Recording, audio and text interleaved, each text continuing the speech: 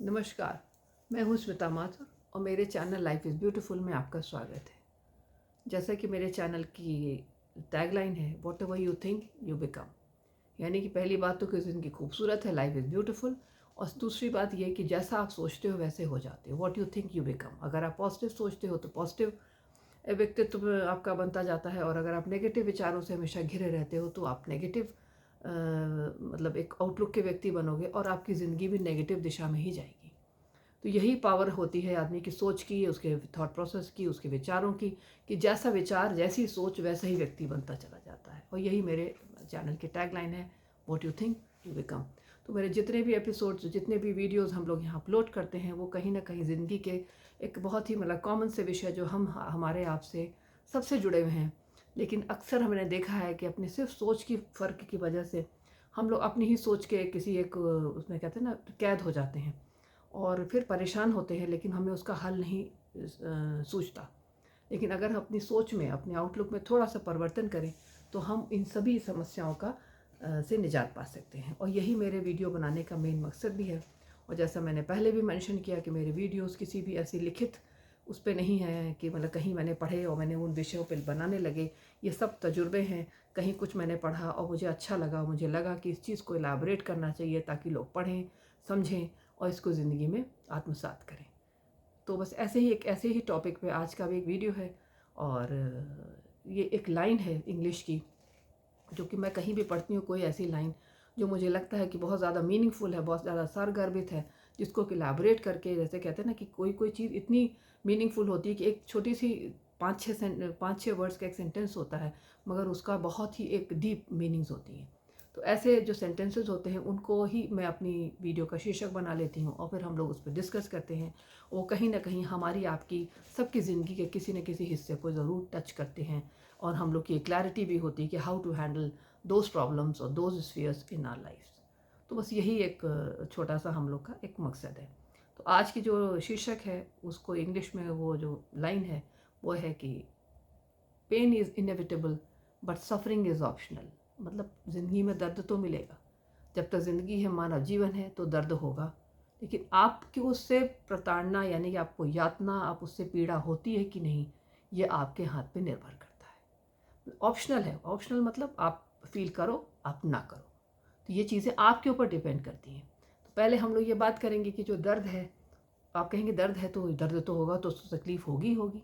Actually कभी आप अगर बहुत ध्यान से सोचें तो कोई भी अगर आपको तकलीफ़ देता है, कुछ कड़वा बोलता है या कुछ भी आपको ऐसे कोई काम करता है जो कि आपके मन को दुखी कर जाता है, तो मन को वो नहीं दुखी करता, वो सिर्फ अपना काम करता है।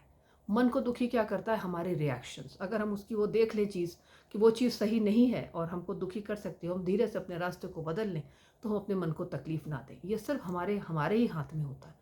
लेकिन अगर हम खुद तय कर लेते हैं कि हम उस परिस्थिति का शिकार होंगे और उसके उस कहते हैं ना, वो किसी ने कुछ ऐसा किया और हम खुद उसके विक्टिम बन गए, तो ये हमारा दोष भी बहुत बड़ा है। हम उसको उस तरह से विक्टिम बनने वाली दृष्टि से ले ही क्यों?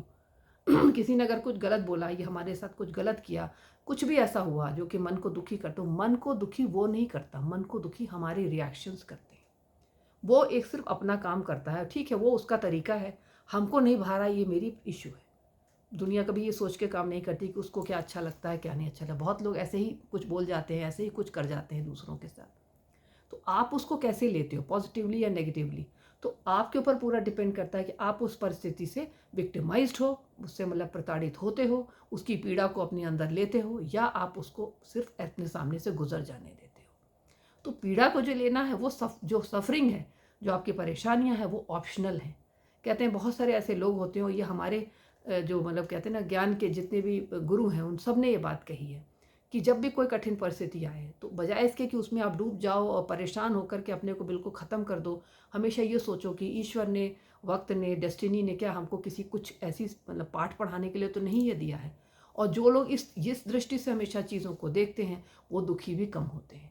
इसीलिए आपको सिखाने के लिए, आपको मोटिवेट करने के लिए लाइन है कि pain is inevitable but suffering is optional. यानी कि अगर आप चाहें तो ये आपके वश में है, आपके हाथ में है कि आप उस परिस्थिति को अपने ऊपर हावी ना होने दें, उस दुख से अपने मन को पीड़ा ना दें, बल्कि उस चीज़ को से अगर कोई पाठ है, कोई सीख है, उसको सीखें, अपने को स्ट्रॉन्गर बनाएं। और कहते हैं ना, वैसे तो ये सब कहना बहुत आसान है, और वीडियो के फॉर्म में मैंने आपसे कह दिया और आपने सुन लिया। और ये कहते हैं एक हाइपोथेटिकल हो सकती है चीज़ें कई लोगों के लिए, लेकिन ये एक तरीका होता है ज़िंदगी को जीने का, ज़िंदगी को मैनेज करने का। ऐसा नहीं है कि मैंने दुःख नहीं देखे या किसी और ने नहीं देखे।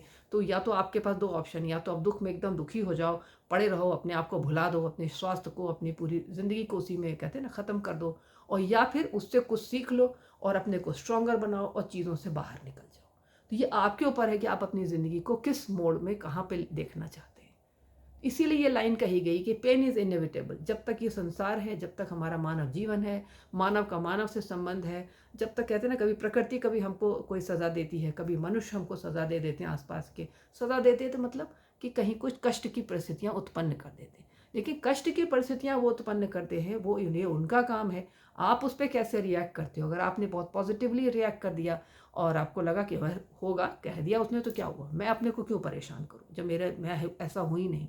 तो आपका जो हैंडलिंग है उस परिस्थिति की, उस पर डिपेंड करता है कि आपको दर्द होगा या नहीं होगा, या आप उससे कुछ सीखोगे और आगे बढ़ जाओगे, अपने को स्ट्रॉन्गर बना लोगे पहले से। कहते हैं ईश्वर देता ही उन्हीं को, आजमाता भी उन्हीं को है जिनको में कि दर्द सहने की शक्ति होती है। शायद वो चाहता है कि हम मजबूत हो जाएं इन छोटी छोटी परिस्थितियों के दुखों को झेलते हुए, तो इसीलिए वो उसमें से हमको गुजारता है। ये एक पॉजिटिव तरीका है चीज़ों को सोचने का, देखने का, ताकि आदमी पूरी तरह से अपने को बिल्कुल भुला ना दे, घुला ना दे उस समस्या के जंजाल में फंस करके।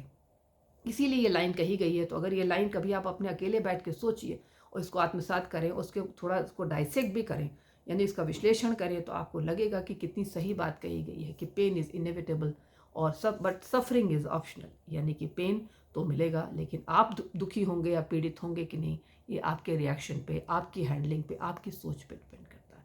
तो अपनी सोच को बदलें, ज़िंदगी की छोटी मोटी परेशानियों से अपने आप को इतना मतलब यातना ना दें कि आपकी ज़िंदगी का एक बड़ा हिस्सा उन्हीं में डूब के रह जाए और आप फिर से उससे बाहर निकलने में आपको बहुत सारी अपनी एनर्जी लगानी पड़े। छोटी छोटी चीज़ों से यूं ही बस गुजर के चले जाएं, ये सोचते हुए कि ईश्वर की दी हुई एक आजमाइश है, मैं इसमें से गुजरूंगा, पहले से और बेहतर होऊंगा, इंसान स्ट्रॉन्गर होऊंगा। इन्हीं सब परिस्थितियों की वजह से ही हम समय के साथ मैच्योर होते जाते हैं। कहते हैं ना, हमारी विजडम भी बढ़ती चली जाती है, हमारी जो सोच समझ परिपक्वता है वो इन्हीं सब परिस्थितियों से गुजर के ही बढ़ती है। तो बस चीज़ों को ऐसे ही हैंडलिंग करें। आज की वीडियो में इतना ही। Pain is inevitable but suffering is optional. दर्द को, दूसरों के दिए दर्द को दर्द की तरह ना समझें, उसमें से सिर्फ अपने मतलब की ये बात सोचें कि कैसे मैं इसमें से गुजर के अपने आप को एक बेहतर इंसान बना सकता हूँ। तो आज की वीडियो में बस इतना ही। अगले किसी वीडियो में हम ऐसे ही किसी एक मोटिवेशनल इनपुट वाले किसी मैसेज के साथ, किसी डिस्कशन के साथ फिर आएंगे। तब तक के लिए मैं स्मिता माथुर आपसे विदा लेती हूँ। आपके कमेंट्स का हमें हमेशा इंतज़ार रहता है, तो अपने कमेंट्स बेशक हमको भेजें कमेंट बॉक्स में, और अगली बार मैं आपसे फिर मिलती हूँ। Thank you so much. Bye bye, take care.